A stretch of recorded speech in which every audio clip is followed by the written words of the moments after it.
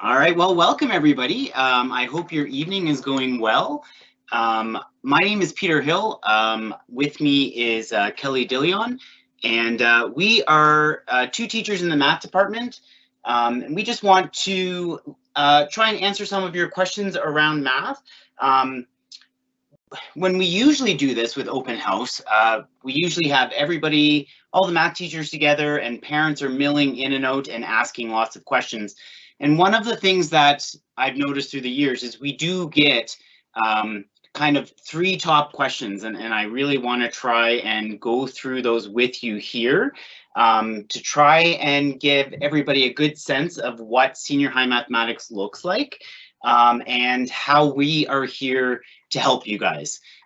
So if you can just start with the first slide there, Miss Bannock, that would be awesome. I think the biggest thing I want to talk about right off the bat, let's just talk about the elephant in the room.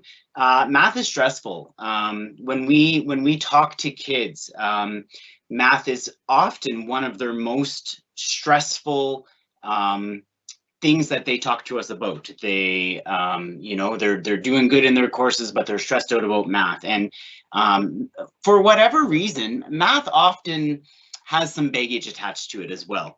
When I talk to kids coming into grade 10, they'll be like, oh, I liked math until whatever, grade 4, or I liked math until grade 7, and then suddenly it got hard and I didn't like math anymore. And what I want you guys to hear right off the bat is we are, number one, a math department who loves what we do. We love mathematics and we love working with your kids. But number two, I really want you to hear that we're very aware of the anxiety around math, and we are a department that works very, very hard to try and decrease that anxiety, to try and make sure that your sons and your daughters are feeling good about the courses that they're in, and they're feeling like they're in a course that they're going to be successful at. So we get it. And I want you guys to know that right off the bat. Sorry, I guess I should have said right off the bat, I am the learning leader for the math department. And so just so that you know where I'm coming from. Okay, the next kind of conversation that I wanted to have with you guys is, the pathway can be very, very confusing. Parents and students are like, I don't know which math course I'm supposed to take. I don't know what stream I'm supposed to take, because we do have several streams of math. So what I'd like to do is I'd like to just quickly go through the different streams of math that you can choose. And just try and get you just an overall picture of what math could look like in senior high. So if you can just go to the next, just one more slide there, and we'll go through this flow chart together. And I'm actually going to start.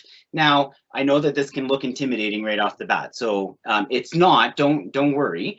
But I want you to notice that at the bottom is where you guys are right now, grade 9 math. And then it's a matter of where am I heading? And for the most part, actually, if I don't know if you guys can see my mouse or not when I circle. No, okay, that's okay. So for the most part, you see in the yellow column down there, grade 9 math, most kids, if they're successful in grade 9, they're going to head to that purple box called Math 10C. That's where the majority of kids who have had success in grade 9, that's where they'll head, okay? One of the common misconceptions with math is 10-1 versus 10-2. So I want to let you know right off the bat, there is no such thing as math 10-1 and 10-2. And that's confusing for parents because it's set up that way in other courses. You know, you can have social 10-1 and social 10-2, but you don't actually do that in math. If you were successful in grade 9, everybody heads to Math 10C. The C stands for combined. And so what it is it's a combination of -1 items and -2 items. And then after 10C, students would make a choice as to whether they'd want to go into the -1 stream or the -2 stream, okay? Now, what is the difference between -1 and -2? So that would be the red sequencing and the green sequencing that you see after Math 10C. Essentially, both of those, you are heading to university. And it's just a matter of what programs you're taking at university. So if you're heading into Dash 2, you're going to go to university and you're going to take an arts degree, you're going to take a nursing degree, essentially any sort of program in university that doesn't require you to have calculus would accept Dash 2, okay? There is another common I hear from kids all the time. I'll be like, oh, why did you choose Dash 1? And their conversation back to me is, oh, I want to keep all my doors open. That's actually not necessarily true. For kids, I'm going to pick on nursing for a sec because it's a great example. For kids who want to go into nursing, it's actually better for them to have Dash 2 because they'll have a higher mark in Dash 2 compared to Dash 1, and that will actually make them more marketable to get into the program that they want. So Dash 1 doesn't keep all the doors open, it just keeps certain pathways open. And so that's what you want to think about. And the other conversation I want to have around this, lots of kids think they have to have all these decisions made in grade 10, and you totally don't, okay? It looks like all these pathways are kind of straight and you pick this pathway and go straight up. And most kids, it doesn't happen like that, okay? These pathways, the kids kind of meander through the math courses that they need as they try to figure out what they like, as they try to figure out what they need for after university, or sorry, after grade 12. And so there isn't this, I have to figure it all out now. I have to know exactly what I'm doing in grade 10, and then I have to stay right on that path. I don't want any kids out there to think that that has to all be decided right now. You can take your time and you can kind of meander through these, and you've got math teachers around who can help guide you into what you want to do. The other streams here, if we go all the way to the left for a second, we see our K&E, our Dash 4 programs. So K&E is will allow you to get a certificate of high school completion. It won't allow you to get a diploma, but it's foundational math for some kids who maybe struggle in the regular stream. And it would allow you to have enough mathematical concepts that you would be able to, you know, survive in the adult world. So it's going to teach you, you know, about your finances and about balancing a checkbook, about, you know, what gets taken off your paycheck. Real life math, really. The important part of math, if you ask me. And then the Dash 3 stream. Again, the Dash 3 stream is a little bit more of a fundamental math program. It will allow you to have a high school diploma with the Dash 3 stream. But then when you end Dash 3, you would be heading into the workforce, or you'd be heading maybe into an apprenticeship program, a trades program, or maybe you'd be heading to a place like SAIT. A lot of programs from SAIT will accept that 30-3 that you see at the top end of that stream, okay? And then the last stream that I haven't talked about as of yet would be the AP stream. Kelly is going to talk a little bit more about the AP stream in her presentation at 9. But from a math perspective, I love our AP stream because it is for you kids out there who are bored out of your tree in grade 9 right now. And you know who you are, like everything just kind of clicks with you and you're just sitting there bored. You really want, if you love math and you're kind of bored in grade 9, I really want you to consider taking the AP stream. It's not more work, it's just the material will go at a faster pace so that you get to learn more stuff in the run of a year. Okay, so lots of kids kind of get scared away from AP because they think, oh, my mark is going to be lower. You're actually assessed in our AP stream. If you take 10C, the pre-AP stream or the cohort AP stream, you would actually still get assessed on just the regular 10C outcomes. It's just that we get to do more stuff with you in that class so that you're not bored. Okay, I know if you were here for the science talk, just at the end of that, Ms. Beliveau talked about calculus, which is Math 31, and you'll see that the top green, it says Math 31 there. Definitely, if you are going into a program in university that requires you to take calculus, it is so beneficial for you to take it with us first. We have countless kids email us in their first year of university to say, I am so glad I took calculus with you guys because I'm surviving university. I'm surviving calculus in university because we go through all those concepts with you in Math 31.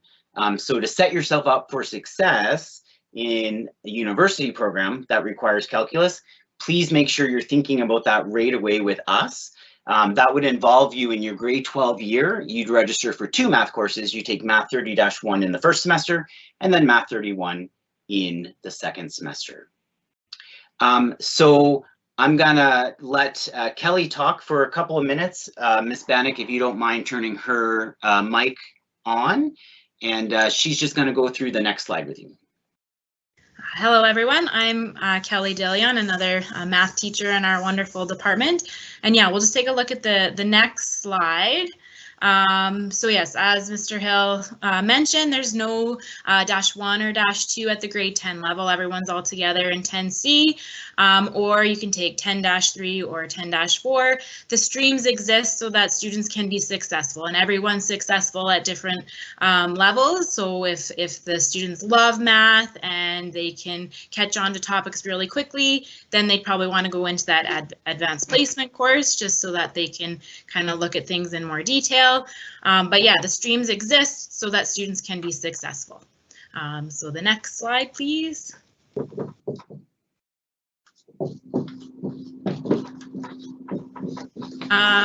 So yeah, and like Mr. Hill said, the -1 stream is the only stream that's gonna get you to post-secondary. Just make sure, and again, students don't have to decide in grade 9 what they want to do after grade 12. Your path may take you in different ways as your high school career progresses, but there's lots of opportunities whether you take -1 or -2 or -3. And yeah, our AP stream I'll talk about more in my AP presentation. Next slide, please. And that's kind of it. I think we've hopefully answered most of the questions that we get on an actual open house night. You'd also get to see students in our classrooms working up on the whiteboards. We really believe in group work and board work, we call it, and the kids get to go up on the whiteboards and do math all up on the whiteboards and get to be teachers themselves and work collaboratively up on the whiteboard. So that's one thing you'll see in all of our classrooms is it's pretty much wall-to-wall whiteboards. So that's what you would see if we were at a real in-school open house. Thank you, Peter and Kelly. And there's a couple questions here that I was going to type answers to, but while you're there and there's time, it makes sense just for you to answer them live. First one from Zara. So if I get into Math 10-3 and pass, and I know, Peter, you spoke to this a little bit at the beginning, but if you can review. So if I take Math 10-3 and pass, would I be able to go to Math 10C or continue to go to Math 20-3 and 30-3? Oh, your mic needs to be on, Peter. Hi. So yes, you totally can. You can take 10-3 and then go to 10C. You could go 10-3 and just keep going in the -3 stream.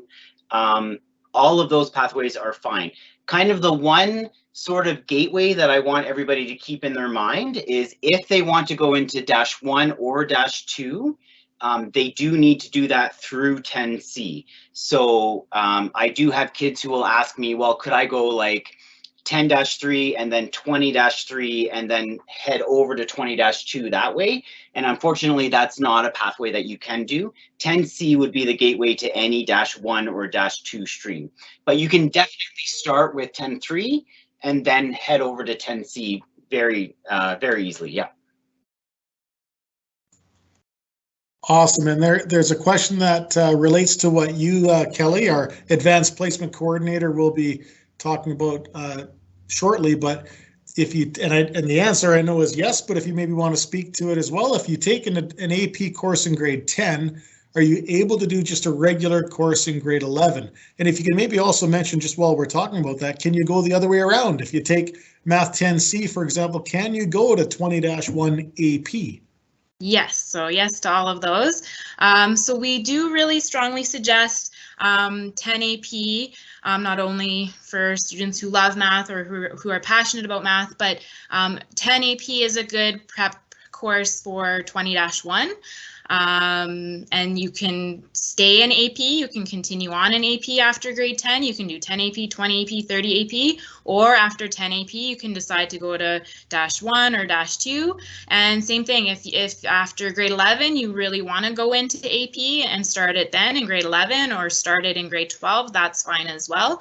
Just make sure you have a conversation with your teacher, because there might be a few things that we might have already covered. I know in grade 10 AP, we talk about a couple units that you'll see in grade 11, so that's something you can maybe look at before you start the course. But yes, 10 AP is a great prep for 20-1, but then if you decide you want to take AP in grade 11, that's totally an option as well.